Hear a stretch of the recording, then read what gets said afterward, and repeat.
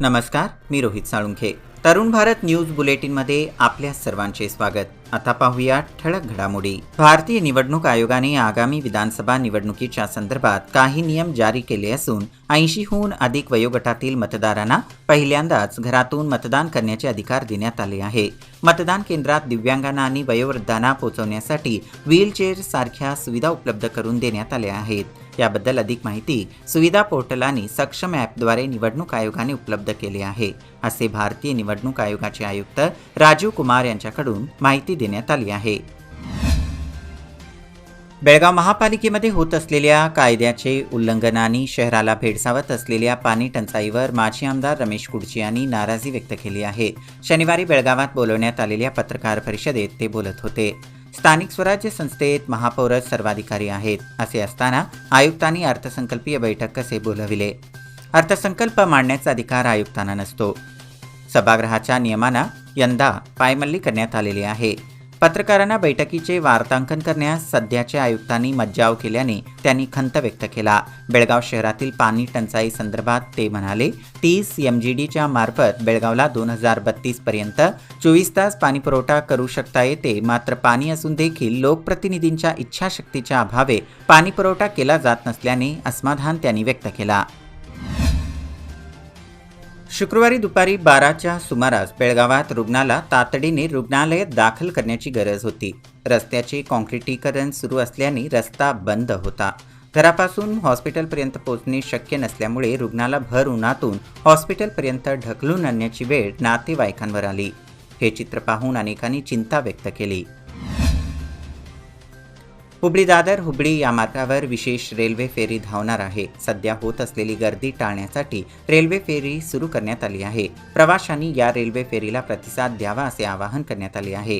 या रेल्वेला एकूण 12 डबे जोडण्यात आले आहेत. रविवारी दिनांक 12 रोजी दुपारी 3:35 हुबळी येथून निघालेली रेल्वे 7:20 बेळगावला तर दुसऱ्या दिवशी सकाळी 11:45 दादरला पोहोचेल. सोमवारी दिनांक 13 रोजी दुपारी 1:05 दादर येथून निघालेली एक्सप्रेस रात्री 2:20 बेळगावला तर पहाटे 5:30 वाजता हुबळीला पोहोचेल. कर्नाटक उच्च न्यायालयाच्या निकालानुसार 5वी व 8वीची बोर्ड परीक्षा रद्द करण्यात आली. बोर्ड परीक्षा रद्द झाली असली तरी विद्यार्थी आणि पालकांच्या मनात अनेक संभ्रम निर्माण झाले आहेत.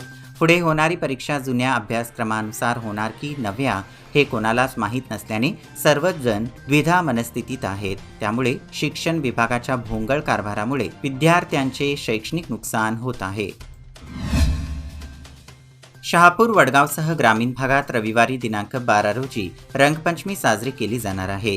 रंगाच्या उधळणीसाठी युवा वर्गाकडून ठिकठिकाणी रेन डॅन्सचे आयोजन करण्यात आले आहे.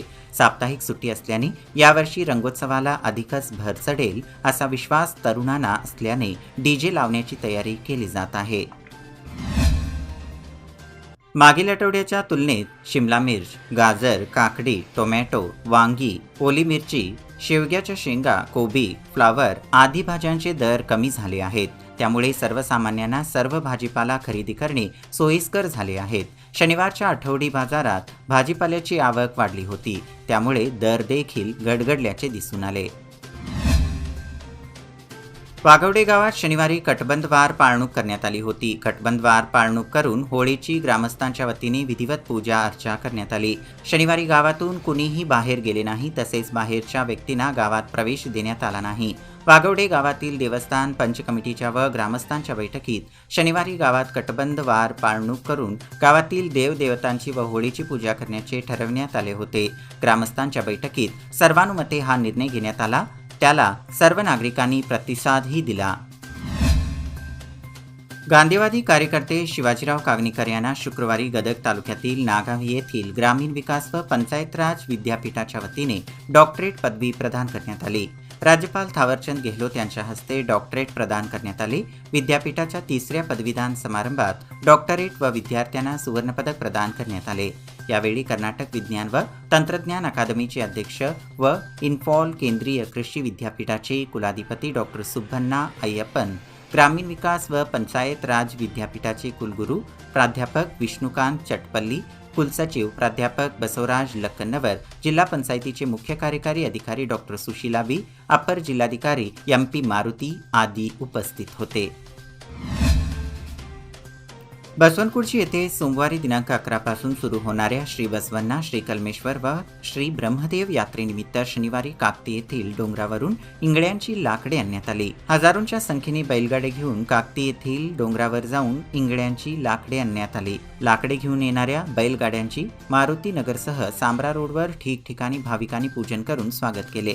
सायंकाळी 7च्या सुमारास बैलगाड्या गावामध्ये पोहोचल्या. आमदार अनिल बेनके यांनी इंगळ्यांची लाकडे आणण्यासाठी गेलेल्या भाविकांना 9,000 केळी, 7 क्विंटल कुळीथ व 500 कलिंगडचे वाटप केले.